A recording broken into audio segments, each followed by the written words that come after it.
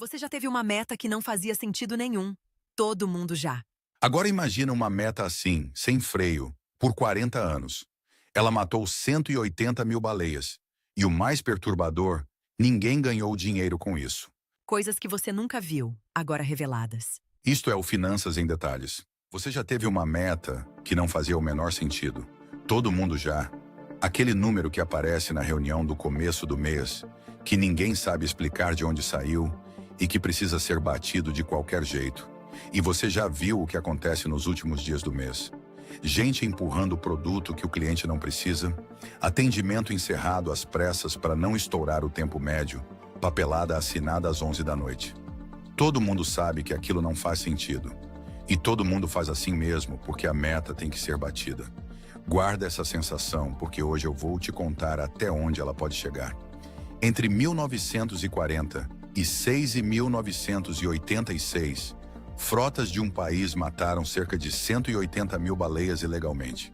E o mais perturbador dessa história inteira é que ninguém ganhou dinheiro com isso.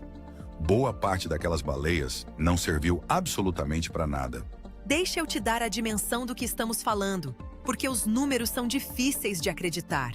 Até a moratória internacional de 1986, a União Soviética havia declarado oficialmente ter matado 2.710 baleias, jubarte, no hemisfério sul. Esse era o número no papel. O número real foi quase 18 vezes maior. E isso é só uma espécie, num hemisfério. Em 40 anos de caça na Antártica, o país declarou 185.778 baleias. Matou pelo menos 338 mil. No Pacífico Norte, estima-se pelo menos 30 mil mortas ilegalmente. Somando o mundo todo, os pesquisadores chegam a cerca de 180 mil baleias mortas fora da lei, com o colapso de várias populações inteiras. E não era um país fora do acordo, atuando à margem. A União Soviética tinha assinado a Convenção Internacional para a Regulamentação da Caça à Baleia de 1946, que estabelecia limites de captura acordados internacionalmente. Ou seja, eles estavam dentro do tratado, sentados à mesa, votando nas reuniões e violando o acordo em escala industrial ao mesmo tempo. E aqui começa a parte que ninguém consegue explicar pela lógica normal. Quando a gente ouve falar de crime ambiental dessa escala, a gente procura o dinheiro. Procura o mercado negro, o comprador, o lucro. E nesse caso, o dinheiro não existe. O óleo de baleia não estava em falta. A carne não era consumida na quantidade correspondente. O país não precisava daquilo. Então, por que raios eles mataram 180 mil baleias? A resposta só apareceu em 2008, muito depois da morte do homem que a escreveu. Alfred Berzin era biólogo, cientista de pesca soviético e passou anos embarcado nas frotas baleeiras. Ele escreveu um memorial contando o que viu, e esse texto só foi traduzido e publicado décadas depois. E a explicação dele é assustadora, de tão simples. Segundo Berzin, os baleeiros eram mandados ao mar para matar baleias por pouco mais do que poder dizer que as mataram. Eles estavam cumprindo itens obscuros dos planos quinquenais que moviam a economia soviética, metas de produção em tonelagem, definidas em Moscou, sem nenhuma relação com a demanda real do país por produtos de baleia. A frase que Berzin usa é esta: os baleeiros sabiam que, não importava o que acontecesse, o plano tinha que ser cumprido. E se você acha que isso já é ruim, guarda um detalhe. Porque existe uma linha, num relatório interno de uma frota, que transforma essa história de tragédia burocrática em outra coisa completamente diferente.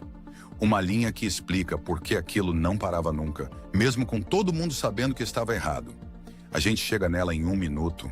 O relatório científico da frota Sovetskaya Rossiya, da temporada de 1970 a 71, registrou o seguinte: os capitães e arpoadores que mais frequentemente violavam as regras internacionais de caça eram também os que mais recebiam honrarias do Partido Comunista. Lê de novo essa frase: devagar. Quem mais quebrava a regra, mais era premiado. O sistema não estava falhando em punir a infração. O sistema estava condecorando a infração. E aí você entende por que aquilo virou uma máquina que não conseguia parar sozinha. Bater a meta era o único objetivo real. E todo o resto, o tratado internacional, a ciência, o oceano, era detalhe. E as metas subiam todo ano. Elas subiam tanto que inevitavelmente passaram a ultrapassar a cota permitida pelo tratado. E aí, o capitão de cada navio se via diante de duas portas, sem uma terceira. Ser persona non grata em casa por não bater a meta, ou ser criminoso lá fora por batê-la. E o desperdício é a parte que mais dói, porque revela que aquilo não tinha nenhuma lógica cruel. Não tinha lógica nenhuma. Berzin registra que, procurando baleias, as frotas iam cada vez mais longe das ilhas e traziam de volta baleias já apodrecidas para as estações, animais que não podiam sequer ser usados como alimento. Elas foram mortas, apodreceram no caminho e entraram na planilha do mesmo jeito, porque o que era contado era a tonelagem, não o aproveitamento. E para sustentar isso por 40 anos, foi preciso mentir de forma organizada. Dados falsificados eram enviados rotineiramente ao Escritório Internacional de Estatísticas da Caça à Baleia. Navios foram disfarçados e informação científica foi adulterada por décadas. Havia inspetores nacionais a bordo, mas os registros mostram que eles trabalhavam principalmente para ajudar a cumprir a meta e ignoravam rotineiramente a ilegalidade das capturas. Berzin escreveu que a mentira virou parte inseparável e talvez o próprio alicerce da caça soviética. E tem uma ironia final nessa mentira, que é a razão de a gente saber de tudo isso hoje. Eles falsificavam os números que mandavam para fora, mas preservavam os números verdadeiros internamente, para fins de pesquisa e administração. Ou seja, eles mentiam para o mundo e anotavam a verdade para si mesmos. E foi exatamente esse arquivo interno, décadas depois, que permitiu aos pesquisadores reconstruir o tamanho real do estrago. E o estrago foi rápido. Ainda nos anos 60, Berzin relatou que, em apenas 5 anos de caça intensiva, as populações de jubarte das costas da Austrália e da Nova Zelândia estavam, nas palavras dele, completamente destruídas. 5 anos.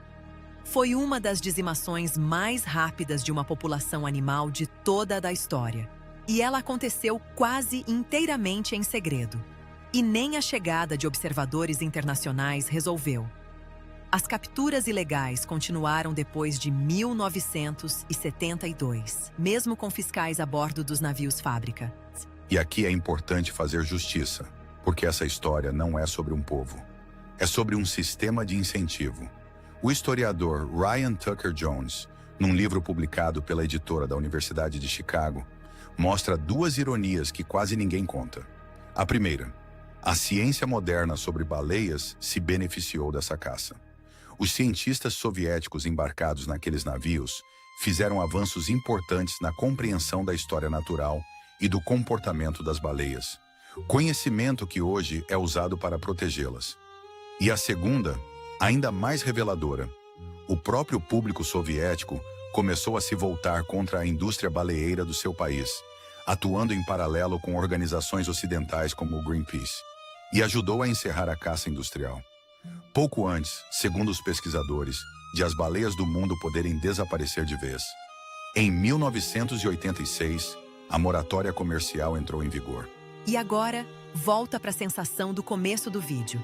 Porque a lição dessa história não está no oceano. Está na planilha. O que matou aquelas baleias não foi ganância, não foi ódio, não foi um vilão com nome e rosto.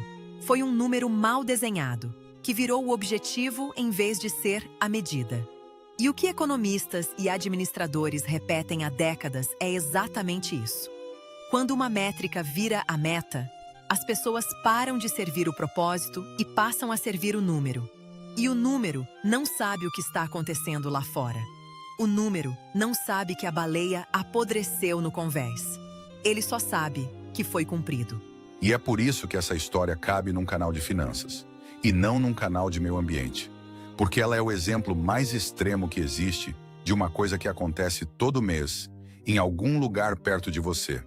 Sempre que alguém te empurra um produto que você não precisa, sempre que um atendimento é encerrado antes da hora, sempre que um serviço é feito pela metade para fechar o relatório, é a mesma engrenagem, numa escala menor.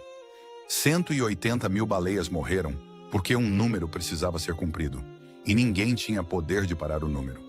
Da próxima vez que você olhar uma meta e sentir que ela não faz sentido, lembra que essa sensação é informação. É por isso que a gente olha o dinheiro e o que ele faz com as pessoas em detalhes. Agora, me conta aqui embaixo. Você já teve uma meta no trabalho que te obrigou a fazer alguma coisa que você sabia que não fazia sentido?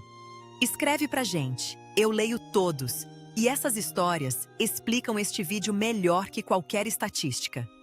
Se essa história te impressionou, deixa o like, se inscreve e manda para alguém que trabalha com metas.